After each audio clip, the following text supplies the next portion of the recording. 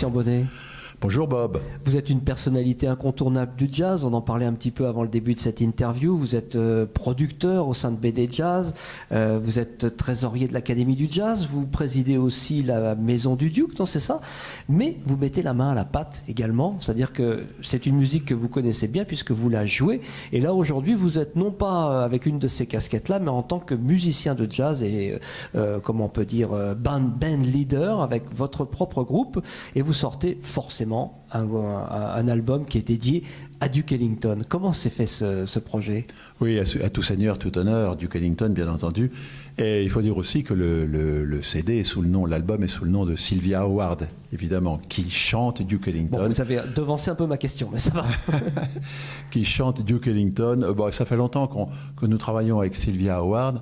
Et évidemment, un hommage à Duke Ellington s'imposait, compte tenu évidemment à la fois de l'amour que porte à Duke Ellington Sylvia Howard, dont elle chante souvent une bonne partie du répertoire avec le Duke Orchestra de Laurent Mignard, et aussi parce que depuis 4 ans que nous travaillons avec elle, nous avons à notre répertoire un certain nombre de morceaux de Duke Ellington. Donc nous avons décidé de consacrer un album complet au maestro. Avec de grands standards, pourquoi ce choix C'est pratiquement les morceaux les plus connus que vous avez enregistrés. Ben, nous avons enregistré les morceaux les plus connus parce que, en fait, parce que c'est ceux qui nous sont venus naturellement. Et il nous semblait, Sylvia a un faible pour certains morceaux.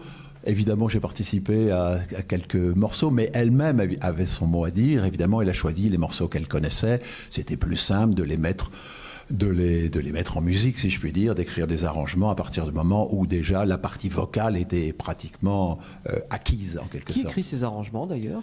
J'écris, j'ai la faiblesse d'écrire bravo.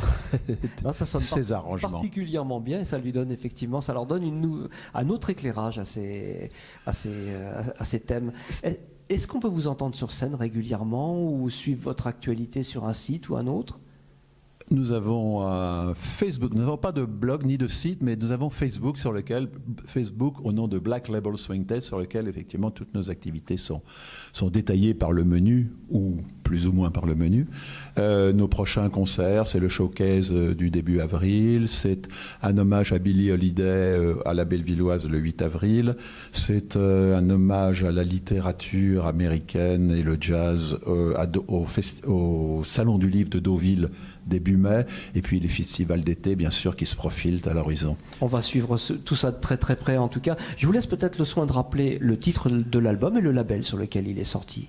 Alors, le titre de l'album, c'est Sylvia Howard, diraient certains, Sings Duke Ellington, et c'est sorti sur le label Black and Blue. Je précise que c'est un septet, il y a trompette, trombone, 2 sax, piano, basse, batterie. Tout est noté. Merci beaucoup, Christian. Merci, Bob.